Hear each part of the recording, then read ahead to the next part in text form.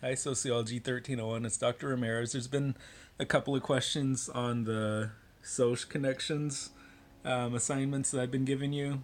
Some of you also were wondering whether it's Soc Connections or Soc Connections, and I'm saying it Soc Connections, like sociology. It's kind of beside the point, but in any case, there have been some questions in terms of what I'm looking for and expecting in this assignment, as well as formatting. So I'll talk about that briefly right here.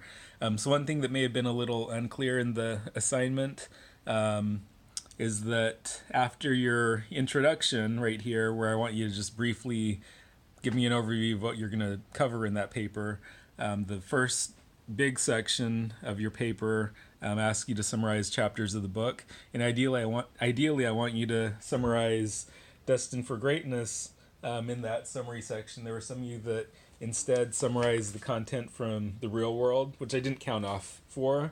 But ideally, I'd like you to summarize what's going on in Destined for Greatness in this first section right here. That should be about 2 or 3 paragraphs, and just focus on those elements that you're going to spend your analysis discussing, those sections of the chapter that you're going to spend your time talking about.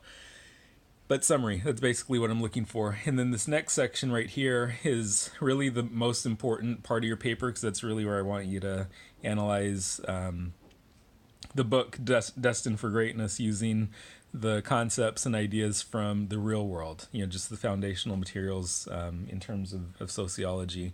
So there's those 3 sets of questions right there that I pointed you to. And you can go in that direction or go in a different direction, but really what I want you to do is just make a connection between what's happening in the musicians' lives in Destined for Greatness and the sorts of concepts and ideas you're reading about in the real world. So that's one way for you to really use sociology, is by using the concepts in that book. So like I said, use any of those questions kind of as a starting point for that analysis section.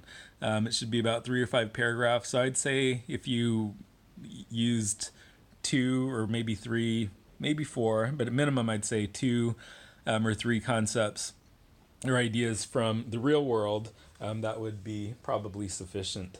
So one quick example in terms of what people have used, and I'll try to do this pretty quickly, but there were some people for their first paper that talked about the sociological imagination, and what they did was they described what the sociological imagination is, and then they tried to use that idea in Destined for Greatness. So how is it that this idea of the sociological imagination can be useful or is used in the book Destined for Greatness? And that'd be one connection that you could make. There's also a couple of people that used conflict theory. So right here with Marx, some people talked about and described what conflict theory is, and then when they applied it to Destined for Greatness, said, especially when they were covering the section that talked about men and women in music and how music has historically been a man's world, they really used some of the ideas of conflict theory to make sense of that. And like I said, that would be a very useful way to do this section right here, the analysis section of your paper. So use that kind of as a gauge or kind of as an idea for what you need to do with your paper. After you do that analysis section, of course, you do need to end things with a general conclusion, just kind of wrap things up. 1 paragraph should do the trick. But really, there's not a right or wrong answer for this assignment. I really just want you to use the sociological concepts and theories or other material from the real world to make deeper sense and better sense of what's going on in Destined for Greatness. So if you have more questions, let me know. And in the next video, I'll talk a little bit about formatting.